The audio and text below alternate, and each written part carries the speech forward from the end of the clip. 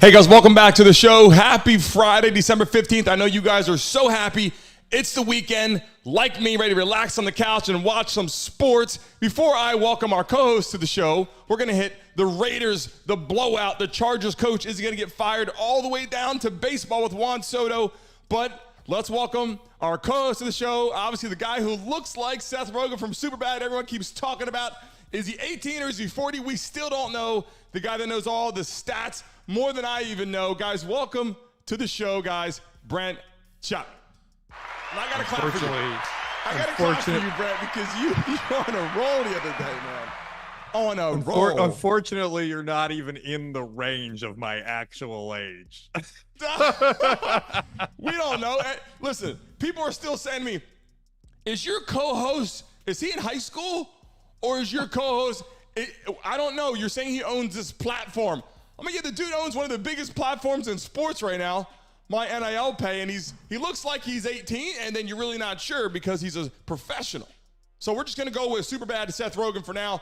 But listen, welcome to the show. We're going to dive right into what happened last night. The Raiders, I wanted to come on here today and talk about the Raiders regardless and be like, look, the Raiders are in a crazy roller coaster for years, which I'm going to get into. And I was going to start saying, look, they need help. Yesterday was a blowout. I mean, really, Brent. I mean, what the hell happened? It was awesome.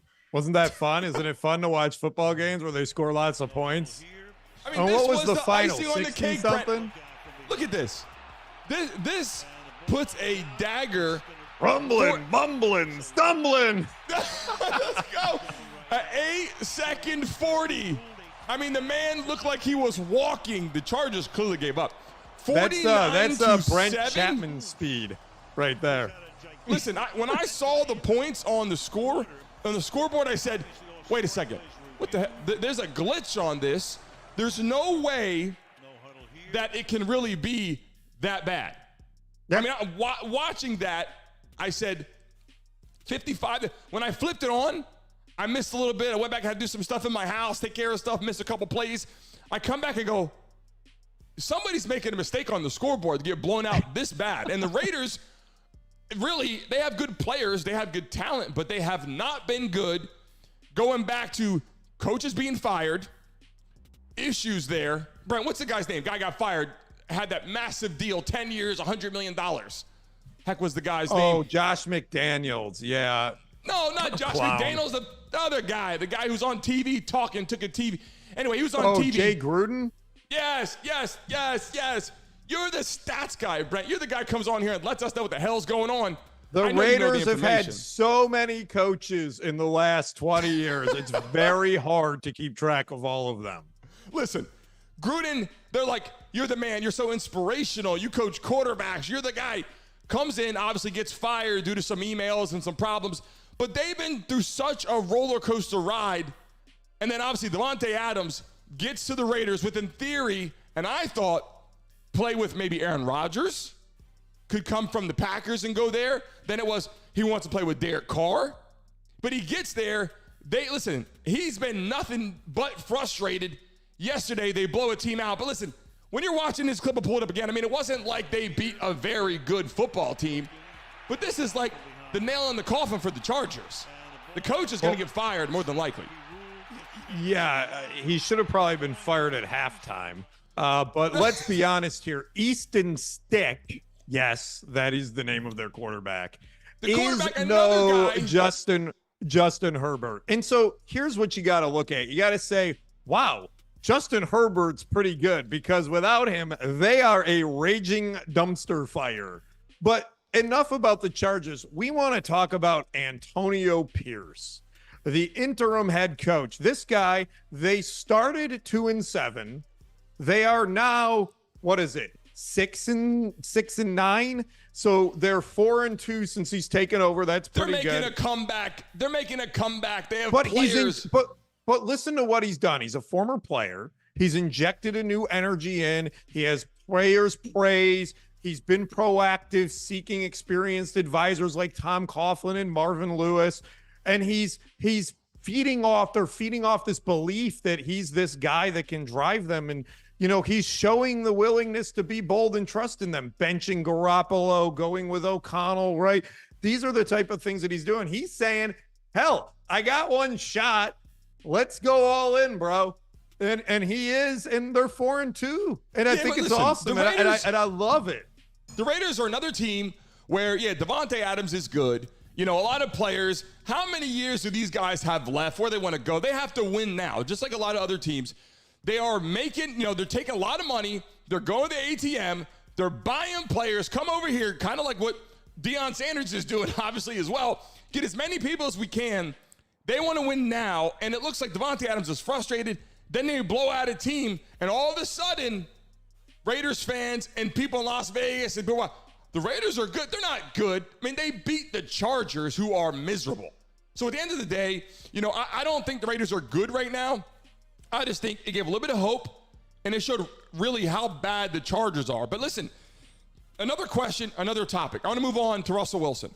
Because, listen, this guy obviously playing when he was with Seattle, I loved watching Russell Wilson play football. I mean, literally, every time he came on, it wasn't just a uniform. He was great. He played well, and then he goes to the Broncos, right? And it's like, Brent, what is Russell Wilson do? I mean, is he still good? Did he get players to get back on the road to win now? What happened there? Why does Russell Wilson all of a sudden turn this whole thing around? Well, this goes back to a conversation we had earlier in the week about game managers and system quarterbacks. And here's another situation. Are you calling Russell Wilson a game manager? I'm saying when he was in Seattle with Pete Carroll and what he was doing, he was freaking really good. He moves to Denver and he's not as good, right? So I think there's something to say with the system in which these quarterbacks play, and we've seen it the other way. We've seen it when quarterbacks aren't very good and then they go into a new system and they're studs, right? So I'm not saying Russell Wilson isn't good. That's so true. It depends on where you fall. Even in college football, I saw it too. You could be a stud in high school. If you're watching this and you're in high school, you're in college, you have to make sure you end up in the right system. It's not just, I get to a good team. Yeah, you can get to Alabama and you could be third on the depth chart and not play at all. Or you get some experience, and then when you leave there and you get to a program that believes in you and you have players around you, you start to flourish. And these are conversations with Mac Jones, Zach Wilson. These are guys that if they leave, will they play again? But Russell Wilson, and I'll pull his picture up again, he was elite in Seattle. I'm not saying he was winning all the Super Bowls, but he was someone that you could say, Pete Carroll said, let's give you the ball, put it in your hands, make plays. He gets to Denver, and it's like, this guy's terrible. It's like he moved there, but he didn't move his football skills, or they didn't do something in the locker room right for him. That's the truth. Yeah, I don't think he's terrible, but I do want to talk about something, and I have a question for you, Brandon. So Russell Wilson is playing tomorrow. Yes, that's right. Saturday football is back. The NCAA is over. College football is over. So now the NFL has to invade Saturday, and we got 3 games tomorrow. We got Vikings and Bengals, 2 7-6 teams. We got Steelers and Colts, another 7-6 teams, and Broncos and Lions. What do you think, Brandon? You happy that you can turn on the TV on Saturdays and get some professional football? Listen, this leads right into, and I'm going to answer that, right into the referee thing, because things are changing so much. Now you can watch football on Saturdays. You watch it on Friday. Thursday comes on, you can't find the game. You're like, oh, shit, I forgot it's on Prime. I'm searching for the game for like 20 minutes. Can't find it. My friends are posting highlights. I'm going, why can't I? And I'm like, oh, it's on Prime. Obviously, I can't find the game. They keep changing too many things, Brent, and that's why it leads. I love it. I love this football on every day. I love it. But referees and, NFL changes, NBA changes, regulations. This is what I don't like. Love, obviously, the NFL, but I don't like every single year. And it seems like, and it feels like, even during the season, they're making so many changes. And I was a sports guy. I followed football my whole life. I knew almost everything about football. I'm watching this, Brent. I'm going, all of a sudden, you kick it out the back of the end zone, you get it at the 25. You can't hit a player like this. You can't tackle a quarterback, God forbid. If you ever played college football or, even high school probably at this point, more importantly in the NFL, they wear a red penny Quarterbacks wear what's called a red penny. It's a little jersey goes over you. You cannot touch the quarterback in practice. Yeah, because hypothetically, he's got to be the guy. No one can touch him. You get to the game, the referees think the guy's wearing the same penny when they can't hit him during the game. If you hit the quarterback a second late, it's a penalty. And that's a problem. There's too many changes. You can't hit a guy high, can't hit a guy too low. Football's changed a lot. Brett, what do you think about that, the rules? The refs, they make changes to the game, and then penalties are making mistakes. It's a problem.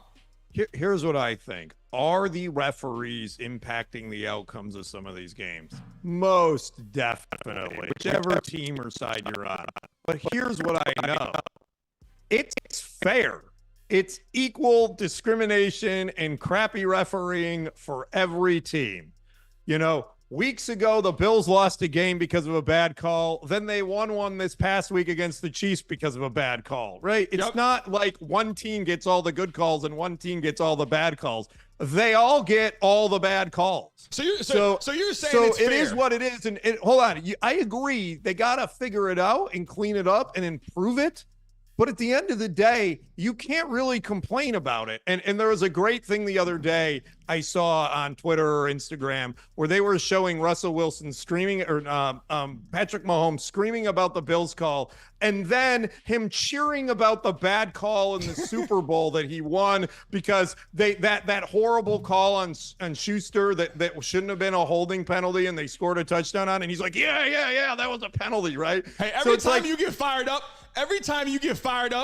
this guy, see, he starts here, right? He starts there. He's bobbling, right? He's bobbling. And when you get fired up, this man starts growing in the camera. And I'm going to make sure that if you jump on here ever again and you say Mike McDaniel for John Gruden, I'm going to make sure this guy is looking at you the rest of the segment. Like this. I said Josh McDaniels, which was the Raiders coach before he got fired. You're going back 20 years to Jake Gruden, bro. You know what? Hey, listen. If you're watching this right now, guys, we appreciate you as we get ready to expand the show. Hit the like button on this right now. Please hit that like button for us. But listen, I want you to comment in the comment section, NFL or NBA. We talk NFL, NBA every day. Obviously, we're getting to baseball here today too. But in the comment, if you're watching this, type NFL or NBA, what you like the most, because we want to see that interact with you and give all that, especially for people watching, because that's going to lead us right now into Clippers conversation. Brent, listen, why this is an important topic to talk about, this is how I feel about this. In sports right now, in any team you're watching, I don't care if you're watching football, basketball, baseball, probably even hockey, and it isn't like the top on my list, but I'm starting to understand more about and bring that here alive. All these teams, what they're doing is they are doing the best they can, like anybody should, to get players. But they're trying to buy themselves, I think, into championships immediately. Nobody wants to sit back and wait around, so we go get all these guys. I don't even think the Clippers even needed James Harden, nor is he sometimes starting. Is he playing? Is he a bench player? Russell Westbrook, Paul George, Kawhi Leonard. I mean, there's so many players, Brent, on the roster. There comes is a point, that the Clippers or the 2008 NBA All-Star game? We don't know what's going on because they're building an all-star team. And listen, the Miami Heat did this best because they got LeBron James, Dwayne Wade, and Chris Bosh, right? And they had other players. But if you can have your center three, your star three, your point guard, your center, whatever, you can have a couple players that come together. When you bring 5 superstars on one team, it becomes the Harlem Globetrotters. I mean, it becomes a team that, who's the shooter? We can't gel when there's too much. But they're not 5 superstars anymore, bro. It's not 2012. James Harden is 34, Kawhi Leonard is 32, Paul George is 33, and Russell Westbrook is 35 years old. This is like team geriatric. Like Uncle Drew should be out there leading this team, right? This is not like you've got these 4 guys in their prime. And they're not bad, but there's a reason why they're in 7th place or whatever right now. I mean, they're not even that good with James Harden. The 76ers are better without James Harden. Look, I can go get Larry Bird and Magic Johnson and Michael Jordan to come play for me. on the Mavericks, but they're not going to be any good because they're 70 years old. Yeah, that's the thing. James Harden was a player that I like watching. I got to tell you, watching him bring the ball up the court, I'm like, this guy's not going to be any good. Watching his skill set, I'm like, he's not that good. And then he surprised me for years. I'm like, this guy can shoot. Even last night, watching him shoot, I'm like, he can really shoot. But the thing is, he's awesome. He's got the look. Here's the problem. How many times can you bounce team to team before people are like, dude, you were good before, and you're still good, but you're just not the superstar anymore, which leads us, Brent, listen, not to move on too quick from this, but listen to me. Wemby is something you've been talking about for days. I don't know why. I know that he's great. I know that he's gifted. I don't know why I got to convince. I don't know why I got to convince you. And by the way, Brandon, can you say for the audience, Victor Wembanyama? I'm not saying the guy's name. Listen, everybody wants me because I hate saying, let me say this better. I like this guy. I love watching him play. I'm excited watching him play. And he's like 7'10" or whatever. I'm going to pull his video up. But I can't say his name because it's Wembanyama. I can't really remember or even know. Brent, thanks for pointing that out. Appreciate you for that. But listen, look at the guy. I'm Brent. How tall is the guy, really? 7'4". Okay, so the guy's 7'4". Comes into the league. He looks like he's 10 years old. I mean, he's making plays, and watch this. He plays defense. He plays offense. And this is why Brent loves this guy, thinks that he's amazing. Oh, no, wait. Let me retract that. You don't think he's amazing. No. You think that he's actually weak. Yeah, he's weak. That's what it was. Look, I was at the NBA Summer League, and I watched him play, and I was close to him. And I got to tell you, I'm like, this guy is going to last 15 minutes. He's going to get up against Nikola Jokic and Embiid. These guys are beasts. These men are just going to dominate this guy. There's no way that this little string bean is going to battle with these guys. Well, it turns out Brent isn't always right. And so far, he's averaging about 20 points a game on 30 minutes. He's got 10 rebounds and 4 blocks a game. Dude, the other night, and I know you were watching, he dominated AD, the Lakers. Yeah, he had 30 points, 13 rebounds, and 6 blocks against the Lakers.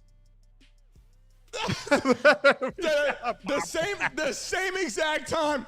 The same time that you were telling me how crappy he was, and he won't last, and he won't do it, he dominates AD. And then on top of that, people are like, man, this guy is the real deal. And they've been saying he's the real deal, but he is a super string bean. And look, if you're watching this right now, don't be boring in the chat. Say what you got to say. You got any questions? If you think Brent is wrong, call it out. If you think what we're talking about is wrong, say something about it, because we want to know what you guys think. And as we expand the show, and there's hundreds of people in here, they're going to be talking smack to you anyway. So let us know what you think about the topic. Is Wemby any good? Do you watch basketball or the NFL? Brett, I have one more thing on Wemby I want to ask you, Brandon. About Wemby? About Wemby, yes. All right, when you ask me this question, I'm going to pull this up while you're asking me the question. All right, durability in pro sports, right? I interact with a lot of professional athletes with my NIL pay, and you can probably attest to this, right? You've talked about it before. I hurt my knee, and that was the end of my career. So talk to us about the importance of durability, and you can't be getting banged and having recurring injuries. Like, part of a long career is being able to stay healthy. Isn't that correct? You know, Brent, listen, you're 1,000% correct. And I tell people now, you know, durability, especially in physical sports. Yeah. You know, we're talking football, probably hockey too. But basketball, durability is big. We're not getting hit all the time unless you're playing against Draymond Green, right? Then you're probably going to be getting hit. So we got to put the gloves on playing the Warriors. Not so much because he's not even back in the game. But listen, when you step on the football field, durability is super important. And that's why they have a 2 running back system on most teams. This guy runs the ball. This guy runs the ball. They have a third down back also that plays now a lot. a scat back, they call it. We called it. A guy that can catch, quick, flare and passes here, swing routes. But at the end of the day, that is the truth. He will put on size. He will put on weight. So it's not that he won't grow. But the truth is, being 7 foot 100, the man is arguably too big to play. I mean, he could do whatever he wants. He could line up in the NFL, right? This was a question that we had talked about. I don't know if you had mentioned, but I had talked about several times. LeBron James, can he play receiver? Can he play tight end? He could. Football guys get hit, and that's why they play in the NBA. They're like, listen, I don't want any parts of this. I mean, that's what a lot of guys did in high school. They got hit. They're like, I'll go back to basketball. But he's got to get stronger to be durable to play a long career in the NBA for sure. Let's talk about another stud big man in the NBA. Let's pull him up. Giannis. One that's proven and actually has a nickname called the Freak, the Greek Freak. Giannis. Let me see. I got to pull something up here. Can you say Brandon Antetokounmpo? I got the wrong damn picture, Brent. I apologize. I pulled up Juan Soto because I was going to show you something, but you know what? I have a video of Giannis. Howard, I don't know if we still have it here. I wanted to pull it up. I had a video. If we don't, it's okay. Just you guys watching this. Howard's our guy in the back production. I pressed the button on here to pull up something for you. Might have messed something up. But listen, we have a video of Giannis running into the locker room, which it might not be on there at this point, so it's okay. Running into the locker room trying to get his basketball, right? What do you think about Giannis running into the locker room trying to get that ball? Because he's like, I scored 64 points. I scored all the points I need to score. What do you think about that? I mean, he deserved the ball. Yeah, he scored 64 points. It's, as I mentioned yesterday, he's the first non-guard since the Admiral David Robinson to do that in 1994. All he wanted was his ball. And what happened was the Bucks trainer got it, and then the other team came and took it because some rookie scored his first basket. And Giannis was on fire, and then Giannis's brother is in there, and then they're chasing him down in the locker room like they're trying to get the ball. And then after the game, he was ticked because they gave him the ball, and he's like, this isn't a real ball. I play 35 minutes a game. I dribble the ball. This ball's fresh. This isn't the ball I scored 64 points with. It was all pissed off about it. You know what? At the end of the day, you have a guy who's like, I just scored my first point. I want that ball. This is what I believe. I think it's better for the guy that actually, should deserve the ball, the rookie. The guy who maybe hasn't scored before. It means so much to him. I do get 64 points is probably more important than anybody will ever see an NBA basketball game. And that's okay. The video, Howard, it's okay. We don't got to pull it up. We'll do it another time. But here's the thing. You deserve the basketball if you score 64 points. You also deserve the basketball if you score your first point in the NBA. You're going, so wait, what you're saying is what Brandon Mason is saying is the guy who got his first point should get the ball over the guy that scored 64 and is the league MVP. That's what you're saying. That's not what I'm saying. What I'm saying That's what you just said. But Giannis, okay, fair enough. Giannis deserves the ball, okay? Clear. He's 64 points. Give him the basketball, right? But he has so many accolades, so many, different MVPs and game-winning things. I mean, his house is probably full of basketballs. I mean, I get it, but the guy that scores his first point in the NBA, yeah, that's right. That feels good. Giannis deserves the ball. I'm not going to that. We're going to two things. Point one is, do they really only use one basketball the whole game? Like, that seems like, I know in football they use tons of balls, right? That's an interesting topic. Like, so how many points did you score on this basketball versus this basketball? Yeah, okay. That's number one. Like, dude, this is just, I don't know why this guy's running around chasing a basketball. That's what I don't get. You know what? That's a good point. That's a good conversation. We're going to move on to Juan Soto. And listen, I apologize. Give me 1 second. Let me see if I have something for you, okay? I don't know if I have the right. Okay, here it is. I believe. Oh, hold on a second. I do have the Giannis situation here. It was on the wrong screen there. Look. There we go. There he is. He's running for it. Go get that basketball, Giannis. Everybody's seen this already. No. Everybody has seen this already, obviously. But look at this. The man is running into the locker room to get his ball. It's well-deserved. But look how crazy this is. Come on. I mean, really, man. I know we're moving on from that, but hold on real quick, Brandon. I got to say this. If I'm the rookie, I want the ball. And here's why. Because that ball is going to be worth so much money. And here's what it's tomorrow. Brent, tomorrow they're going to be like, oh, my God. But listen, we're going to move on to another topic, Brent. All right. What do you want to talk about this guy? Okay. Juan Soto. Tell me what you think about Juan Soto and why you think Juan Soto. Tell us about the contract situation. Give him a 1-year deal. Do you not give him a 1-year deal? Tell people watching, what does that mean? What's going on here? So what happened is, and this applies to all sports, which is what makes it a great conversation. And I do have on the Yankees shirt today I'm going with because we're talking Juan Soto, right? So the Yankees acquired Juan Soto from the Padres. Yeah, I saw your Yankees. Like a whole crap load of players. What? I saw your Yankees shirt, but here's the thing. Yeah, there we go. You're not a Yankees fan, right?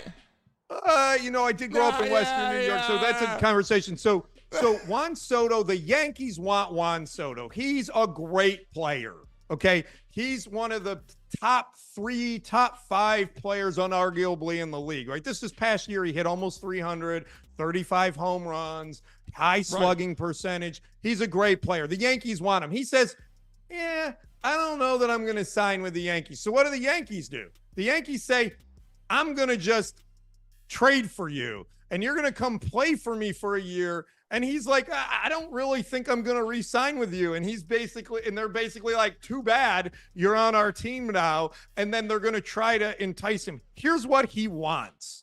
They're projecting him at a 14-year, $540 million contract. Dude, here we go again with these ridiculous freaking numbers, dude. Listen, I'm not saying they should get the money, but who the hell? $500 million. We're $700 million for a guy with the Dodgers. Then we're $500 million for the Yankees. And a lot of these guys are like, give me the 1-year deal for $50 million, which Klay Thompson denied for $48 million. But do you believe in getting that 1-year massive deal, or do you want to keep a player on your organization? Because here's what I think. They're going to put jerseys in the store. Jerseys are going to line up in New York. They're already selling like crazy. Juan Soto. And then he leaves after a year, unless he gets a massive deal. He's got to go to the MLB and stay longer than just one season. I mean, obviously, but $500 million, Brent, what would you buy with $500 million? I think I got to say this, though, about baseball that's a little bit nuanced over football. In football, there's a salary cap. In baseball, you can spend as much money as you have and you can raise. So think of like a company. A company goes out and raises PE and VC funds and goes to the public market, and then they can buy whatever they want, as much money as they have. That's what happens in baseball. So the Yankees and the Dodgers, how does the Dodgers buy that Ohtani guy? How do the Yankees get these guys? They can spend as much as they want. There's no salary cap. So their thought is this, Brandon. Jesus. Bring Juan Soto into New York, even though he said he doesn't want to play here. We're going to make him play here because we traded for him for a year, and we're going to show him how great it is to be a star in New York. Then we're going to pay him $600 million, Dude, and he's going to stay. If he loves New York so much, you show them the experience first. Hey, look at New York. You can do this. You can do this. It's a smart play. But you could buy him down. If I'm an owner of an organization, I want everybody to be happy. But if I show you New York, take you out, and not New York from a cheap level. I'm not talking people with no money. I'm talking we're talking Juan Soto, New York, bro. But then you can beat them down on the money. Like, hey, you want to come to New York, or you want to go back and play in this location, or you want to go to LA and be a movie star, or do you want to go play in like the middle of the country? Which let's be honest, if you have money, New York is one of the best places in the world to be, bro. That's it. If you have money, and if you have $500 million. $500 million qualifies as having money. And listen, as we move on, Brent, listen, when people start calling in at this part of the show, they are going to start throwing daggers at you, Brent. They're going to start throwing bombs at you, man. I mean, look at this. And I've been saying, that's crazy. I've been saying Seth Rogen. It's so funny. I was talking about the other guy from Superbad. This guy was the production guy or producer, played in Pineapple Express. Our co-host. Guys, drop a like button right now.